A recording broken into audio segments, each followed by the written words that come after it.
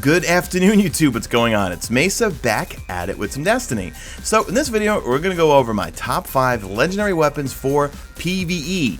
Now, I went over my top 5 crucible weapons, and most of those are exotic. I want to keep this just to legendary. So the criteria is going to be, these are the weapons that when I go into PvE, whether it be the raid, whether it be strikes, whether it be patrol, this is what I like to use.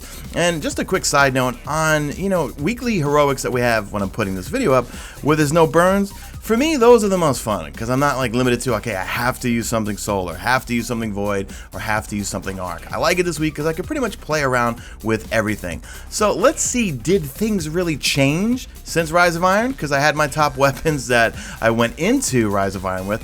Did much change? Did I get any really good rolls? Because believe me, guys, I've gotten a zillion weapons. You know me, I posted on Twitter last night my time wasted on Destiny. If you go to timewastedondestiny.com, I have over 2,700 hours played. So without further ado, let's get into my top 5. So first off, when it comes to my heavy, it's still the Harrowed Quilmes Terminus. And I think a lot of it has to do with the fact that it hits really hard, it's got Army of One, and Cocoon, so I never have to reload this thing. I'm spoiled enough when it comes to my transversive steps and get annoyed with my other subclasses when I have to reload a heavy. But it's a heavy machine gun, it does solar damage, it's got Cocoon, so when I stow it for a short time, it automatically reloads. I use small bore on mine, it's got Army of One, so quick, unassisted kills. With this weapon will reduce grenade and melee cooldown. I've gotten quite a few machine guns. I've got Zombie Apocalypse, I've got Brainamart Stan with crowd control and spray and play, but I don't know, something, and it's probably the reload factor, that's just me, I always go back to my Harrowed Quilmes. And I forgot to mention, I'm trying to stay away from any of the raid weapons here, because not everyone can do the raid, but this one comes from the raid, it comes from King's Fall, so if you haven't gotten this one yet, if you're new to Destiny, yes, and believe it or not, guys, there are people that are new to Destiny. I just saw a Guardian in the Tower that was level 2, this is where it comes from. Okay, coming in at number 4, it's going to be a tie. It's either going to be my But Not Forgotten that rolled with perfect balance, reinforced barrel, snapshot, armor piercing rounds, Firefly, or triple tap. I tend to go with triple tap because I've fallen in love with it ever since I got my longbow over the summer that has triple tap, snapshot, outlaw, and also the long view scope. So I use this pretty much for everything in PvE if I'm not using my longbow. I like longbow just a little bit more because of the fact that it's got outlaw on it, so I get that really fast reload, though Sun obviously does not, but it's got void damage, so sometimes if there's anything with void shields on it, this comes in handy. But for the most part, I probably should use Firefly more often, but for like laying into Fallen Walkers or bullet sponge bosses, I'm always going to have triple tap on, so that's number 4. Okay, coming in at number 3 is going to be my hand cannon, the Devil You Know, with Luck in the Chamber and Spray and Play, and of course Rifle Barrel. Can't use any hand cannon in this game unless you have Reinforced or Rifle Barrel. It's got the Sure Shot IS.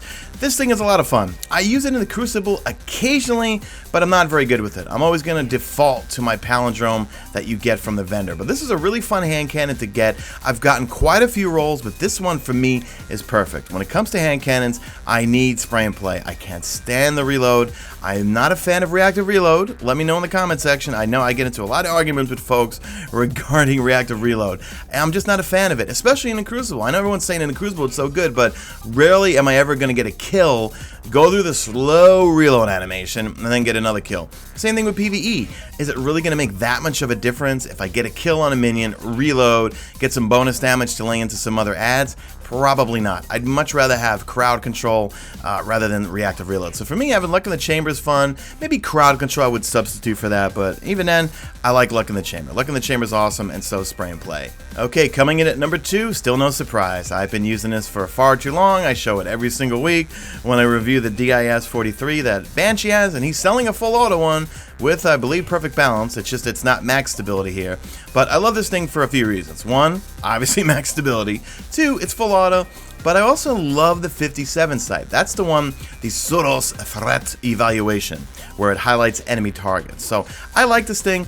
It doesn't have anything for reload, and I'm sure I could use something better in this last column here, like maybe speed reload, but look, speed reload's barely going to even bump up the reload. This thing just reloads in general slow. I try to always reroll my raid gauntlets to have Scout Rifle reloader on them, but hand laid stock, full auto, perfect balance, can't beat this thing. I still use it non-stop. Coming in at number 1, you probably would have guessed it because you see it on on every single stream when I stream the Nightfalls every week, trying to get me an icebreaker, and that is the Wounded. And I love this thing so much, and look at how good looking this thing is. I want to get a 3D printed one of these, fully painted if I can. I gotta contact my mini factory. They're the ones that gave me my hand painted Last Word, and also my replica Hawk Moon. So this one's got Firefly, Outlaw, Perfect Balance, High Caliber Rounds, or Full Auto. And it's got the MD Reflex sight, which looks just like Vision of Confluence. And to be frank, this gun feels like Vision of Confluence and Fatebringer together. I get a lot of crap for it, but I was never a huge fan of the Fatebringer in year one. I just wasn't into hand cannons back then. I was, and always have been, a Scout Rifle. I was about to say aficionado, but no, I'm more of a Scout Rifle enthusiast. And this thing's got it all. Firefly makes them explode, does some damage to ads around them, cleans up other ads next to them that explode. Outlaw for that really fast reload, especially if you've got gauntlets on to give you speed reload with Scout Rifles. It just makes it go really, really quickly. And I like anything with full auto on it. You probably could substitute another perk here, but you know, once you get used to using something like the DIS-43 or the Wounded with full auto, it's really hard to get used to. Well, for me at least, I'm saying. Let me know in the comment section your Scout Rifles that you like. And as for the sight, the MD Reflex looks just like Vision of Confluence when you're shooting it.